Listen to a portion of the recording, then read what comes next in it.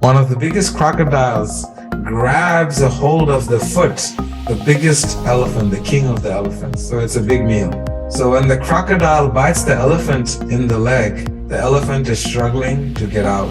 The crocodile is winning and the elephant is struggling to come out of the water. So there is this great story of an elephant who was not just a regular elephant, but it was an elephant who was considered the king of all the elephants. And his name was Gajendra. Gajja means elephant, Indra means the king. So the king of all elephants. This king of all the elephants, they were all roaming around in the forest, in the jungles. And they're always seeking food and water. And they came across this beautiful, big, massive lake where there was filled with fresh water. And in this lake, they were filled with beautiful water lilies and lots of beautiful lotus flowers. In India, if you go, you'll notice there's a lot of bodies of water, and there's so many different colors of beautiful lotuses that grow. And it's extremely beautiful. So, these elephants being attracted and driven by the thirst, they went to this lake and they started drinking water. And while they were drinking water, as you know, there is Jalaja Navalakshani.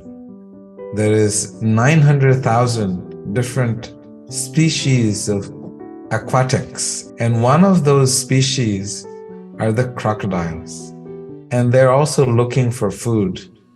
Sometimes when they're supremely hungry, whoever lands in the water, they consider it to be their food. And then they go for it. So one has to be careful sometimes when we enter different bodies of water. That's why when we were raised as monks, whenever we went to any rivers, first we offer our respects to the river, because in the river, in the body of the river, there lays 900,000 different species of life. And so therefore, when we enter into their space, we should always seek blessings and permissions. Sometimes you may enter a body of water and never come out. So this is the prayer showing respect to the bodies of water.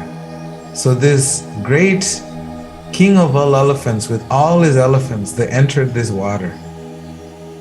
When they entered this body of water, this big crocodiles in the body of water, they thought this is a good time to have a nice feast. They were hungry, they were waiting. So what happens is, one of the biggest crocodiles grabs a hold of the foot of the biggest elephant, the king of the elephants. So it's a big meal. And as you know, crocodiles in the water, they're considered to be, that is their domain. So they're the strongest species in the water. The elephant may be the biggest creature on land and be very strong, but its strength is compromised when it's not in its own territory. Very important to understand. We all have strengths in different areas of our life. So the elephant's strength is not in under the water. That's not where their strength is. So when the crocodile bites the elephant in the leg, the elephant is struggling to get out. And the crocodile is pulling the elephant down deeper into the deeper waters. And the crocodile is winning and the elephant is struggling to come out of the water.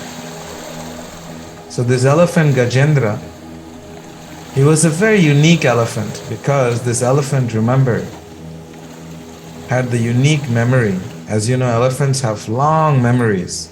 If you make friendship with an elephant, they will never, ever, ever forget you.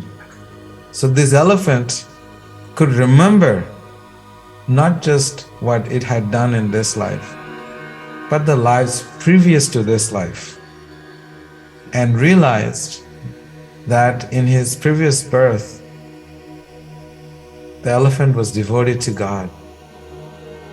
And because he made some mistakes, he took birth as an elephant.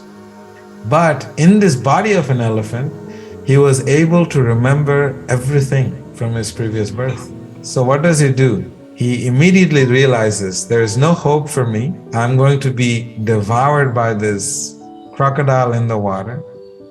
This is the end of my life. So he sticks his trunk out, elephants are big trunks, and picks up a beautiful lotus flower. And he starts swinging this lotus flower to the divine, to God above. And in his mind, this elephant starts offering prayers, beautiful prayers, because the elephant could remember its previous life. When the elephant offers prayers in complete helpless mood of absolute surrender, recognizing that there is divine that is greater than all the struggles that I'm going through right now, and is able to help me in this dire situation. When Gajendra starts to offer the flowers, then the divine appears in its four-armed form as Vishnu, and he then saves the elephant and protects the elephant from getting eaten and devoured by the crocodile. So this is the story in the Puranas that explains that when we are in difficulty, it is absolutely fine, and we should take shelter of the divine and pray for the divine intervention.